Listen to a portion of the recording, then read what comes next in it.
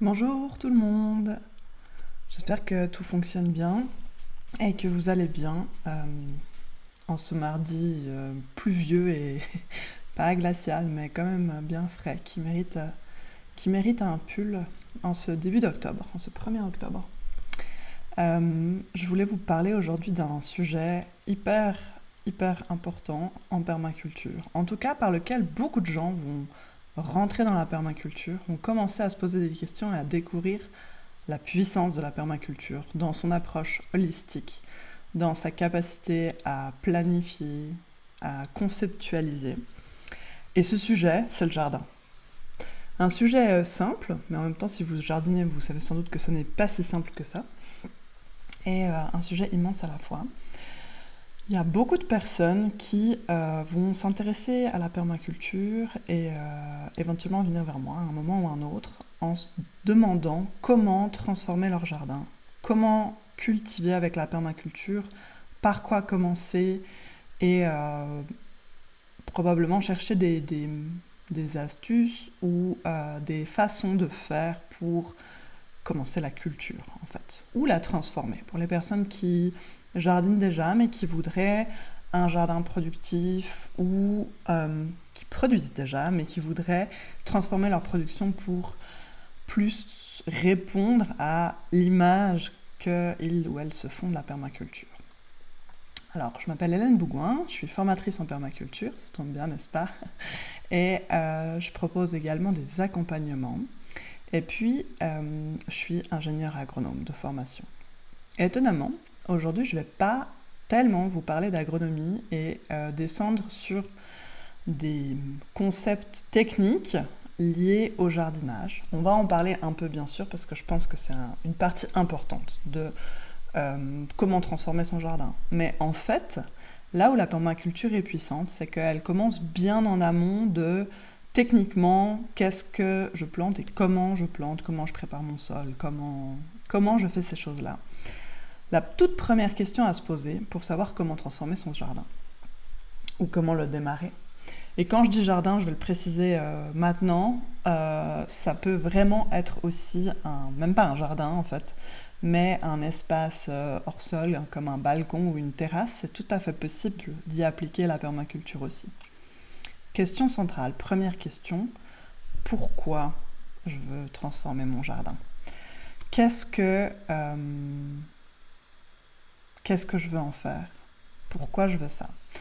Alors peut-être que c'est évident pour vous la réponse à cette question, tant mieux, mais c'est pas forcément le cas. Parfois il y a plus une sorte d'appel, d'attrait, ce serait bien d'avoir un jardin en permaculture, mais on ne sait pas vraiment pourquoi on veut faire un jardin, et puis en fait ne pas avoir ce pourquoi de départ ne va pas rendre service pour la suite.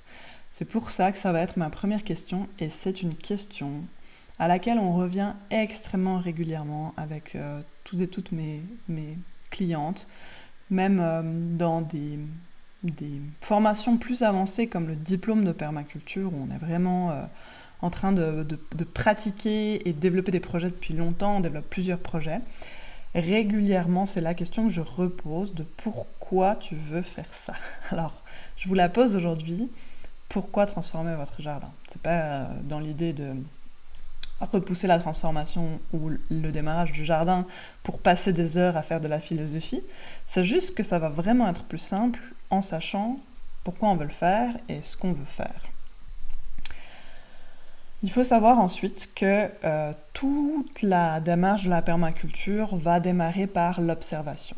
Et ça, je ne vais pas le faire à votre place et personne ne va pouvoir le faire à votre place. Alors bien sûr, oui, si vous êtes à plusieurs, quelqu'un peut le faire à votre place, mais ce que je veux dire par là, c'est que c'est pas quelque chose qui peut s'anticiper, s'imaginer, se faire à distance. On parle vraiment d'observation, comme aller dans le jardin ou sur le balcon et regarder ce qu'il y a déjà autour de soi et puis capter toute une quantité d'informations telles que l'ensoleillement, le vent, la présence d'eau, les zones de circulation, les accès.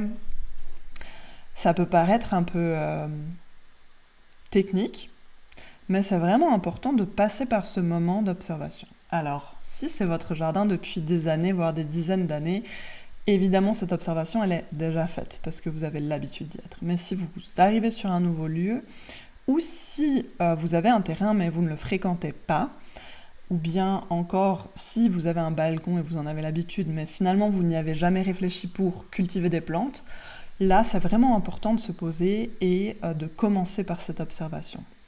Il y a un principe de la permaculture qui est observer puis interagir. On va vraiment tâcher de le respecter et de passer par l'observation et l'acquisition d'informations avant d'aller dans l'action. C'est pour ça que, bien que je sois agronome, je ne suis pas en train de vous parler d'association de culture, parce que les premières choses à faire, c'est vraiment ça.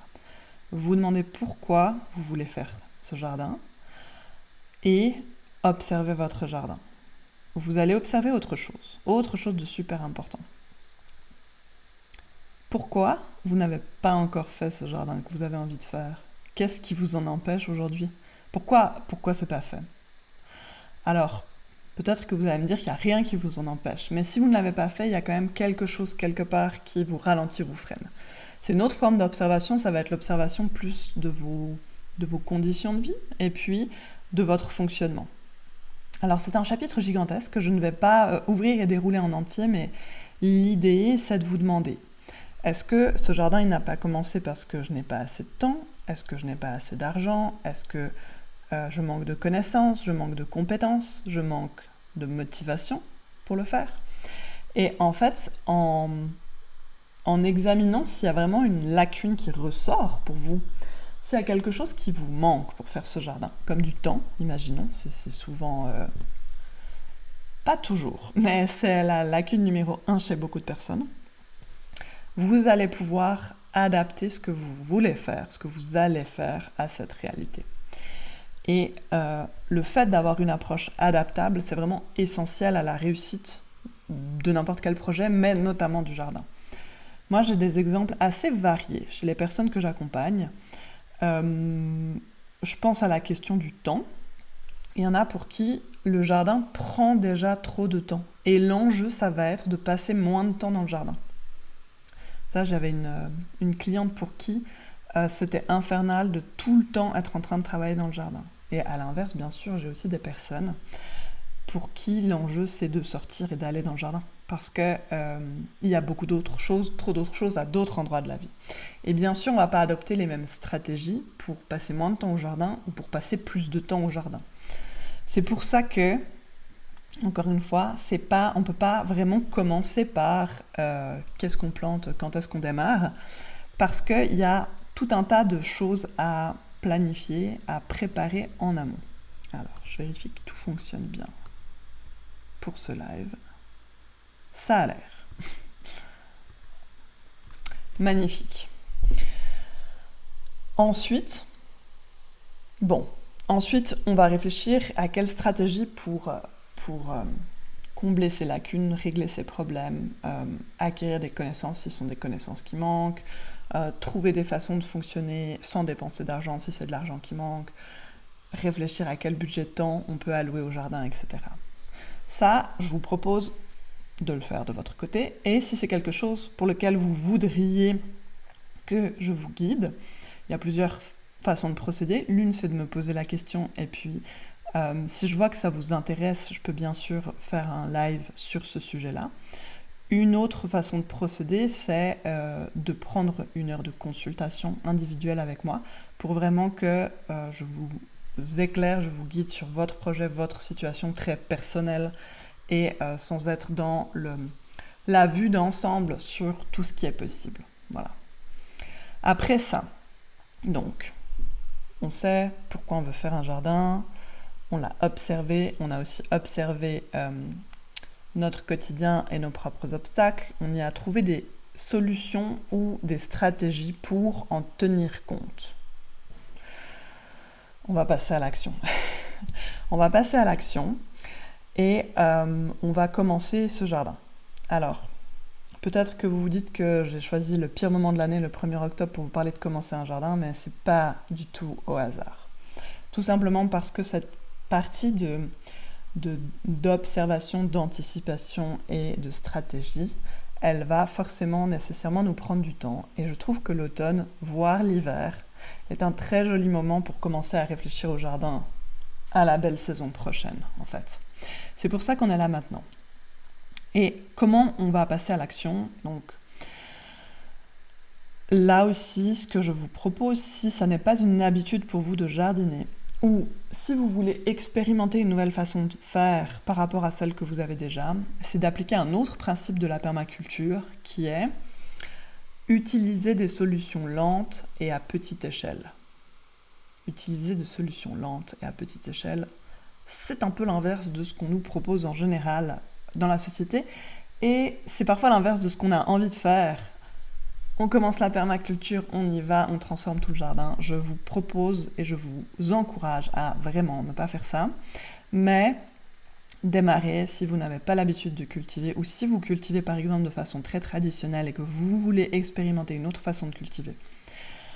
Prenez un tout petit espace et faites d'abord une expérience sur un tout petit espace. Pourquoi ?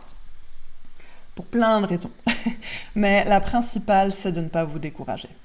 Le but, ça va quand même être que votre jardin, vous l'aimiez, vous continuez à l'aimer. Vous continuiez à l'aimer et que vous ayez envie d'y retourner tout le temps. Et pour ça, faire moins, ça va vraiment être l'idéal. J'ai,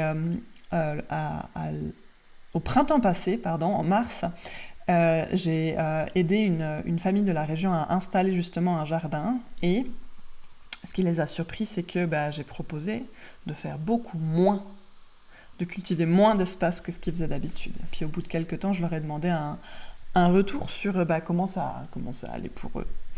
Et le verdict, c'était qu'ils avaient beaucoup plus de plaisir en fait à aller au jardin quand il y avait moins à faire que ce qu'ils avaient essayé de faire les années précédentes. Ça, pour moi, c'est vraiment une victoire de ce principe de solution lente et à petite échelle. On ne peut pas tout le temps se précipiter, surtout avec quelque chose d'aussi subtil que le monde vivant, parce que c'est quand même ça le jardin, hein, on manipule du vivant, des plantes, du sol, etc. Et avec ça, on ne peut pas se permettre d'aller trop vite. On ne peut pas se permettre. Et pour votre propre bien, je vous propose de commencer à petite échelle. Ça veut dire quoi à petite échelle ? Et c'est pour ça que, je le répète, si vous avez un balcon, ça ira très bien, parce que vous pouvez tout à fait faire ce que vous souhaitez, ce que vous avez envie de faire dans des bacs. Qu'est-ce que c'est à petite échelle ? Si vous avez un jardin, par contre, je vous conseille d'utiliser votre sol et pas des bacs, parce que c'est quand même super intéressant de pouvoir accéder directement au sol, si on est en mesure de le faire. Si vous avez déjà des planches de culture, prenez-en une ou une demi pour faire votre expérimentation. Si vous n'en avez pas encore, c'est difficile de vous donner un ordre de grandeur, mais regardez votre jardin et puis quelques mètres carrés suffiront pour commencer. C'est ça qui vous donnera envie de continuer à le faire. Et si ça fonctionne bien, vous pourrez multiplier le système et le développer partout. Si ça ne fonctionne pas, vous pourrez comprendre ce qui ne fonctionne pas, changer et employer d'autres modalités pour améliorer le système. Mais bien sûr, c'est plus facile de corriger 3 mètres carrés que de corriger 150 mètres carrés. Et puis, on a un peu plus de cœur à l'ouvrage à se relancer sur une telle surface que de devoir tout mettre en place sur une énorme parcelle et puis de voir que ça ne fonctionne pas parce qu'on n'avait pas pris en compte tous les paramètres, par exemple. Maintenant, il y a juste une mise en garde que je voudrais vous faire par rapport au fait de cultiver si vous n'avez jamais produit ou si vous ne connaissez pas l'endroit sur lequel vous êtes. Ce qui peut être important, c'est de vérifier l'absence de pollution du sol. C'est un peu la seule chose technique que je recommanderais vraiment. Et il y a plusieurs façons de le faire. Il y a des plantes, alors si votre jardin n'est pas cultivé, il y a des plantes bioindicatrices spontanées qui révèlent la présence, par exemple, de certains métaux lourds ou de certains polluants. Ça, vous pouvez trouver des informations sur Internet et puis observer ces plantes chez vous pour avoir des indices. Bien sûr, la façon la plus efficace de faire, c'est de travailler avec un laboratoire, de faire un prélèvement de sol et puis de faire analyser. J'ai une cliente à qui c'est arrivé, le sol sur lequel elle essayait elle avait l'intention d'installer un jardin participatif, qui est installé maintenant, était pollué parce que il était sur une ancienne zone industrielle. C'est souvent la source numéro 1 de pollution, en tout cas en Suisse. Et ça demande de prendre des mesures parce que si on a une pollution, notamment aux métaux lourds, on ne va pas pouvoir manger ce qui est cultivé. En tout cas, vous n'allez pas avoir envie de vous nourrir de produits qui sont pollués. J'imagine, si vous écoutez ceci aujourd'hui. Donc, peut-être cette petite attention. Après, bien sûr, ce risque d'être sur une zone industrielle ou à proximité d'une zone industrielle, il est plus élevé dans les zones industrielles et en ville. Vous pouvez, avec un certain nombre d'indices comme ça, voir si c'est nécessaire de payer des analyses qui sont quand même extrêmement coûteuses ou non, en fonction du risque en fait. Et vous pouvez aussi contacter des pédologues pour leur demander leur avis sur le sujet. Est-ce que ça vaut la peine de faire une analyse de sol pour vérifier la pollution ou non. Voilà. Après ça, le mieux, ça va être de préparer une zone de culture. Alors maintenant, on est un peu tôt ou un peu tard, selon comment on voit les choses. Ce que je veux dire, c'est que c'est possible encore aujourd'hui, surtout en fonction de votre altitude et du temps, en fait, de la météo qu'il fait en ce moment. C'est encore possible de préparer et puis de laisser son sol se reposer avant la saison prochaine. Par exemple, faucher, tondre à un endroit donné et puis laisser l'herbe en couverture pour attendre le printemps, avec ensuite un sol qui sera plus propice à être ouvert pour être mis en culture. Et puis, vous pouvez aussi attendre le printemps pour le faire, évidemment. L'ouverture du sol, la plus délicate possible, mais vous n'avez pas vraiment besoin d'outils extraordinaires pour ça. Bien sûr, si vous avez une grelinette, c'est très pratique pour aérer le sol et pour enlever des mottes, l'herbe, sans justement enlever des mottes entières. Mais avec des petits outils de jardinage, c'est aussi faisable si vous commencez petit. Et puis, la chose suivante que vous allez pouvoir faire cet automne et cet hiver, c'est vous demander ce que vous avez envie de cultiver. Parce que oui, c'est vraiment ça qui compte.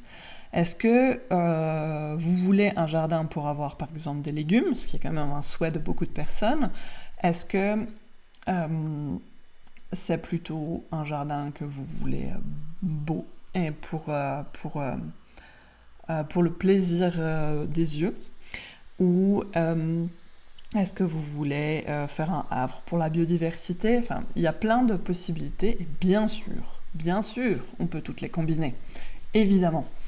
Mais si vous commencez par une toute petite parcelle, une toute petite surface, le mieux c'est d'avoir un objectif qui ne sera pas contradictoire avec les autres, mais qui sera votre objectif principal. Et à partir de là, je vous recommande de choisir 3 plantes. Juste 3 plantes que vous allez mettre en culture ensemble à cet endroit.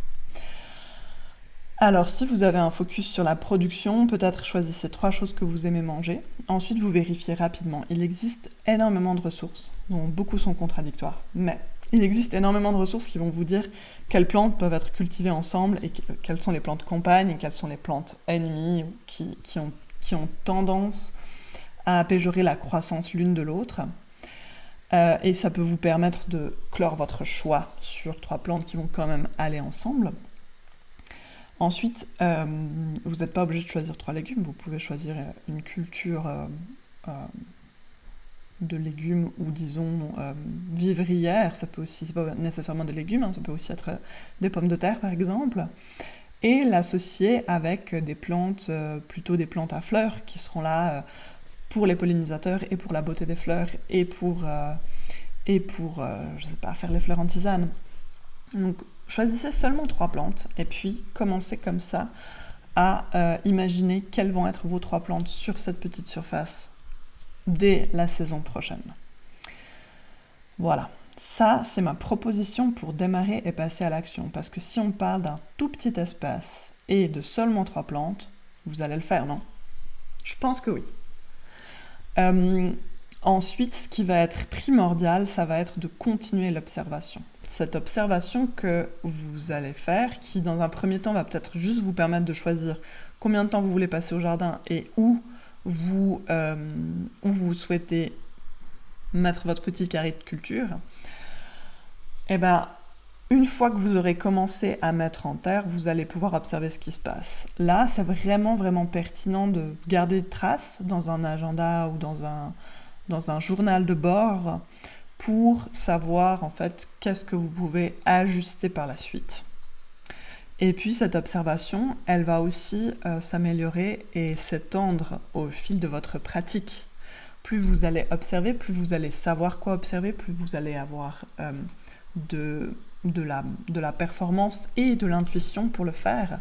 Donc je vous recommande d'exercer cette observation qui va commencer, qui peut totalement commencer pour le coup en automne et en hiver sans aucun problème, et de la continuer sur la saison, au rythme qui vous convient, sur le support qui vous convient.